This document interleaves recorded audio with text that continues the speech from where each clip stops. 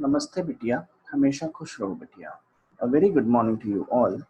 Myself, JVN Dr. Ravi Jain, Assistant Professor, Department of Practice of Medicine at Faculty of Homeopathic Science in Jyoti Vidyapeeth Women's University, Jaipur.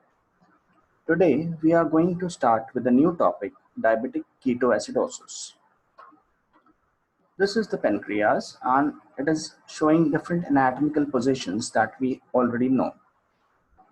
So we need not to go in detail in all such details, but just for the recap of what is present in the pancreas, what is responsible for diabetes, and if the diabetes it is not controlled, then the complication of diabetes develops, that is known as diabetes ketoacidosis.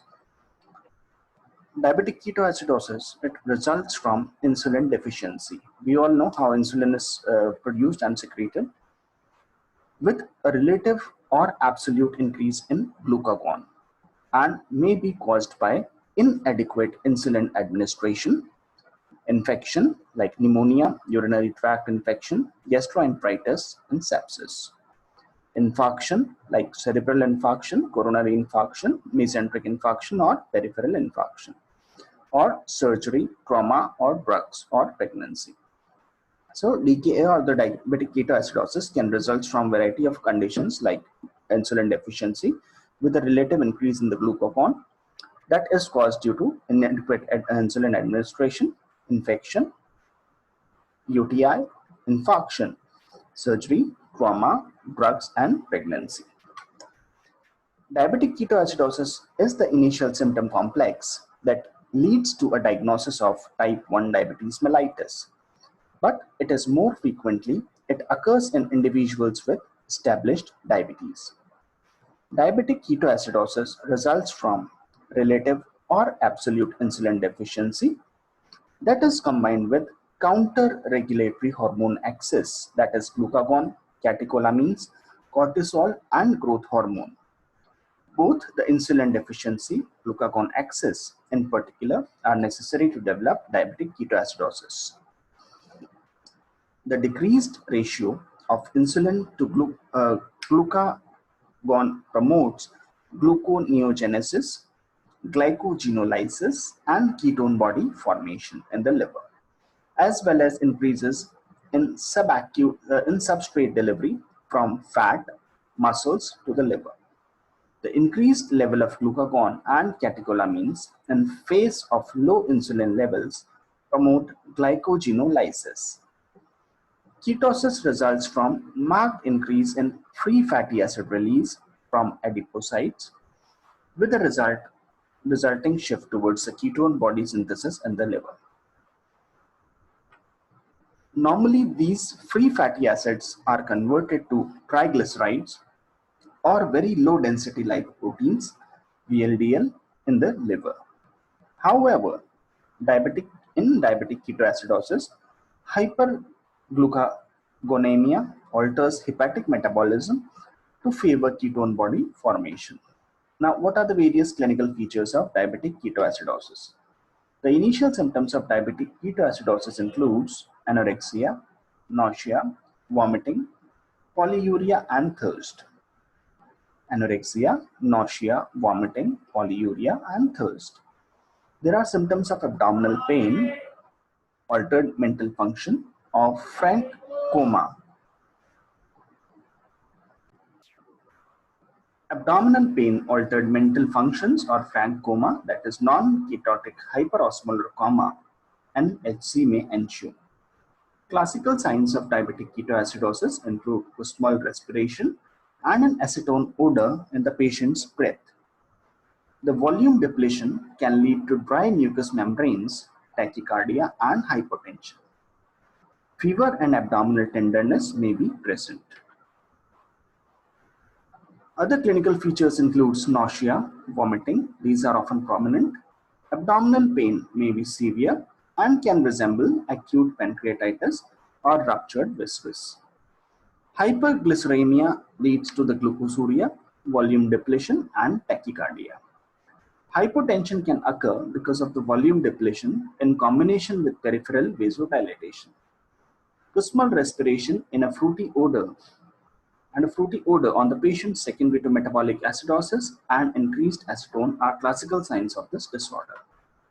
Lethargy and central nervous system depression may evolve into coma with severe diabetic ketoacidosis. Cerebral edema, an extremely serious complications of diabetic ketoacidosis, is seen most frequently in children. Now, what are the precipitating factors for diabetic ketoacidosis? The precipitating factors includes inadequate insulin administration, infection, that is pneumonia, UTI, gastroenteritis, and or sepsis. Infarction, that can be cerebral, coronary, mesenteric, or peripheral. Drugs like cocaine, pregnancy. So we have inadequate insulin administration, infection, infarction, drugs, and pregnancy that can lead to the development of diabetic ketoacidosis. Physical finding includes tachycardia, dehydration or hypotension, tachypnea or Kussmaul respiration or respiratory distress, abdominal tenderness which may resemble acute pancreatitis, lethargy or cerebral edema, that is possibly coma. Lab evaluation. It reveals hypoglycemia, ketosis, metabolic acidosis with arterial pH 6.8 to 7.3 with an increased anion gap. The fluid deficit is often 3 to 5 liters and can be greater. Despite of total body potassium deficit, the serum potassium at presentation may be normal or mildly high as a result of acidosis. Leukocytosis, hypertriglyceridemia, and hyperlipoproteinemia are common. The measured serum sodium is reduced as a consequence of osmotic fluid shift due to hyperglycemia. Diabetic ketoacidosis is characterized by hyperglycemia, ketosis, and metabolic acidosis. Total body stores of the sodium chloride, phosphorus, and magnesium are reduced. The elevated blood urea nitrogen and serum creatinine levels reflect intravascular volume depletion. Now the management of diabetic ketoacidosis. The confirmed diagnosis with the plasma glucose, positive serum ketones, metabolic acidosis. Admit the patient to the hospital with intensive care setting may be necessary for frequent monitoring. Assess the serum electrolytes, replace the fluid, administer short-acting insulin, assess the patient about the cause and precipitate episodes, non-compliance, infection, trauma, infarction, and cocaine. Measure the capillary glucose every 1 to 2 hours, measure electrolytes, monitor blood pressure, pulse, respiration, mental status, fluid intake and output every 1 to 4 hours. Replace potassium, continue above until patient is stable, the glucose goal is 150 to 250 mg per day and acidosis is resolved. Administer intermediate or long-active insulin as soon as patient is eating. So this was all about diabetic ketoacidosis. In the next lecture, we will be starting with hypoglycemia. This session was powered by Digital Version 2.0 Jyoti Vidyapeeth Women's University. I hope you are satisfied with my digital session. If you have any query, please mention in the comment box and I'll try to resolve it. So this was all for today. Thank you very much. We will be meeting in the next lecture tomorrow.